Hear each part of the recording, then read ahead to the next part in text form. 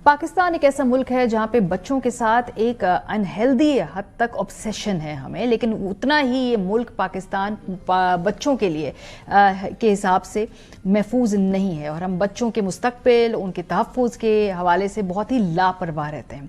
ये जो वाक़या आज कराची के अंदर हुआ है, इसकी डिटेल्स बहुत ही होश उड़ा देने वाली हैं। कराची में पुलिस की ईस्ट इन्वेस्टिगेशन 1 टीम ने टीपू सुल्तान के इलाके में कार्रवाई करते हुए 100 से ज़ायद बच्चों को ज़्यादती का निशाना बनाने वाला सीरियल रेपिस्ट गिरफ्तार किया है। कराची पुलिस की तहकीकाती टीम के मुताबिक मुतासरा बच्चों की निशानदही के बाद तफ्तीशी कार्रवाई की, जिस दौरान मरकजी मुलजिम इमरान और वक्कास खान को हिरासत में लिया गया है।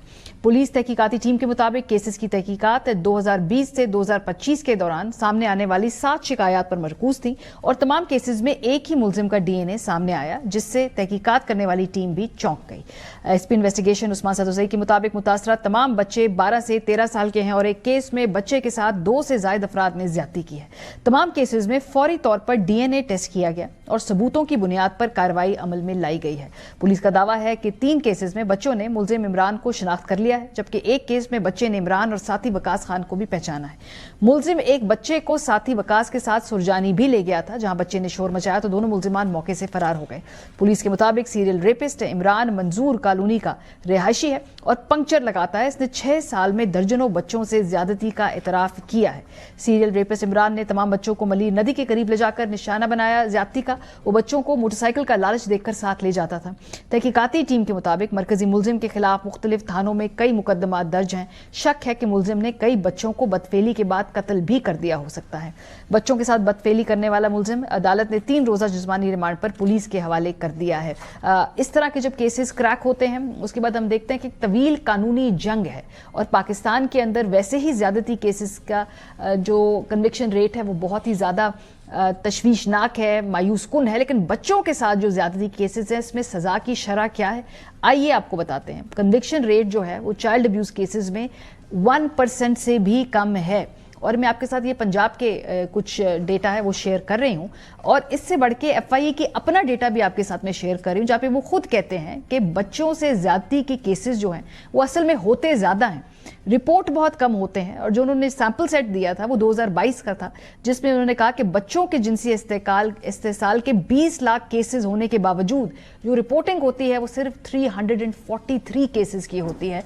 इसमें स्टिग्मा है, इसके साथ लोगों को लगता है कि जी चूंकि ये बहुत तवील एक जंग है, अदालती हम जीत नहीं पाएंगे। तो ये पाकिस्तान में बार बार कहूंगी कि ऐसा मुल्क जहाँ पे हम बच्चे की तादाद से ऑब्सेशन है, लेकिन उनकी हमने देखभाल कैसे करनी है, इससे ज़्यादा लापरवाह कौम उस हवाले से कोई नहीं है। प्रोग्राम के हिस्से में हमारे साथ मोहम्मद उस्मान सदोज़ई साहब हैं, SP इन्वेस्टिगेशन कराची ईस्ट। नज़ीर शाह हमारे नुमाइंदे हैं, बहुत शुक्रिया आपका। SP साहब आपसे आगाज़ करते हैं। पहले तो बताइए कि ये केस जो है, मेरे पास जो डेटा है हमें इसको कन्फर्म भी कर दीजिए। वो 2020 से 2025 के दरमियान होने वाली ये 7 शिकायतें थी, उनके बेसिस पे ये हुआ। ये कोड क्रैक कैसे किया पुलिस ने, ये पता कैसे चला, ये दोनों लड़के पकड़े कैसे गए? देखें, इसका आगाज होता है एक DNA की जो हमारी लैब होती है, वहां से एक रिपोर्ट जनरेट हुई। उन्होंने हमें गाइड किया कि 2020 से लेके 2025 तक जो 7 ये FIRs हैं, इनमें जो हमने पुलिस के IOs ने DNA सैंपल भेजा है वो एक ही बंदे का है। उसकी वजह से ये फिर हाईलाइट हुआ कि एक ज्वाइंट इन्वेस्टिगेशन टीम बनी और उस JIT में जब सारे IOs को जमा किया गया तो हमें स्टोरी भी एक ही सामने आई सबकी।